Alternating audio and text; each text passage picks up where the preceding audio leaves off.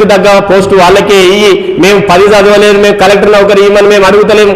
మేము చేసే పనికి మా చదువుకి ఏమి ఇవ్వాలనో ఉద్యోగము, మేము గదే పని చేస్తున్నాము, మేము ఇన్నాళ్ళ పని చేస్తున్నాము, తక్కువ జీతంతో పనిచేసినాము, ఎన్నడిచ్చినా పనిచేసినాము, మమ్మల్ని అందరినీ ఎక్కడో లక్కడా బేషరతుగా రెగ్యులరైజ్ చేయాలి, లేకపోతే పెద్ద ఎత్తున హైదరాబాద్ మొత్తం ముట్టడించి మొత్తం స్తంభిస్తామని చెప్పేసి కూడా మేము ప్రభుత్వాన్ని డిమాండ్ చేస్తా ఉన్నాం.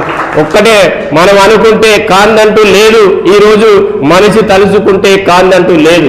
అందుకని నేను మీ అందరికి ఒకటే తెలియజేసేది, ఇక్కడ గ్రూపు కొంత ఏదైనా కమ్యూనికేషన్ ఒకరికొకరు లేకపోయినా మీరందరూ తోటి ఉద్యోగిని ఉద్యోగురాలుగా మీ అన్నదమ్ములు అక్క చెల్లెలలాగా కలుపుకొని ఈ ఉన్నటువంటి ఈ అవుట్సోర్సింగ్ కుటుంబాన్ని అంతా కూడా ఐకమత్యం చేసేసి మళ్ళీ ఒకరోజు మీటింగ్ ఏర్పాటు చేస్తాం.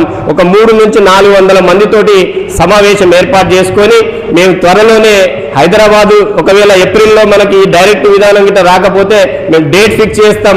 ఆ డేట్ నాడు వచ్చేదానికి మీ అందరూ కూడా 1-2 సార్లు మేము ఈ 33 జిల్లాలు తిరగాల్సి ఉంది. మేము ఇప్పటికీ ఇవాళకి 6 జిల్లాలు మాత్రమే తిరగగలిగినాం, ఇంకా తిరగాల్సిన అవసరం ఉంది. మేము మిత్రులారా ఇంతకుముందు చెప్పినారు మన వాళ్ళు, ఇప్పుడు 20 ఏళ్ల కింద పనిచేసే వాళ్ళకు ఇప్పుడెక్కే ఉద్యోగానికి ఒకే రకమైన వేతనం ఉంటుందా? ఇది ఏమన్నా పద్ధతి ఉందా? ఒక సంవత్సరానికి కనీసం 500 రూపాయలు ఇచ్చినా కూడా 10 ఏళ్ళు పనిచేసిన వాళ్ళకు 5,000 రూపాయలు ఇప్పుడు ఇచ్చే జీతంతో కొంత కలిపితే కొంత గౌరవం ఉండేది, వాళ్ళ బాధ్యతలు పెరిగి ఉంటాయి, వాళ్ళ పిల్లలు పెద్ద వాళ్ళు అయ్యి ఉంటారు, కొంత ఖర్చులకు అవసరపడేటి. ఇది మరి ఐఏఎస్లు ఏం చదువుకున్నారు వాళ్ళు, మరి వీళ్ళకి అర్థం కాదా? ఈ రాజకీయ నాయకులు ఏం చేస్తున్నారు వాళ్ళకి అర్థం కాదా? మరి 20 ఏళ్ల కింద పనిచేయడానికి ఇప్పుడు పనిచేయడానికి ఒకే వేతనం ఎట్లా ఇస్తామని చెప్పేసి కూడా వాళ్ళు ఆలోచన చేస్తున్నారా? చేస్తలేరు. మరి చేయాలి, వాళ్ళందరికీ వాళ్ళకి ఈ విషయం ఇట్లా నష్టపోతున్నారని తెలియపరచాలంటే మనమే తెలియపరచాల్సిన అవసరం ఉంది. అదే మహిళా ఉద్యోగురాలు రెగ్యులర్ ఉద్యోగాలకు మెటర్నిటీ లీవ్ ఇస్తావు, ఈ వేగమో మెటర్నిటీ సెలవులు ఇయ్యరు, జీతంతో కూడినాయి. ఎంత దౌర్భాగ్యం చూడండి. ఇది ఒక మహిళను ఒకటే ప్లాట్ఫామ్లో ఒకటే డిపార్ట్మెంట్లో పనిచేస్తే వ్యత్యాసాలు ఇట్లా ఉంటాయా?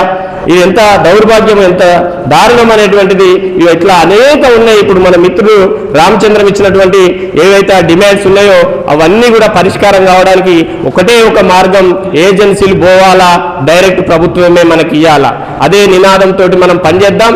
సీనియారిటీని గుర్తించి రెగ్యులరైజ్ చేయమందాం, చేయకపోయినట్టుంటే మనమేందో మన బలమేందో చూపించుకుందామని చెప్పి తెలియజేస్తూ మీ అందరికీ పేరు పేరున హృదయపూర్వక ధన్యవాదాలు తెలియజేస్తూ సెలవు తీసుకుంటున్నాను.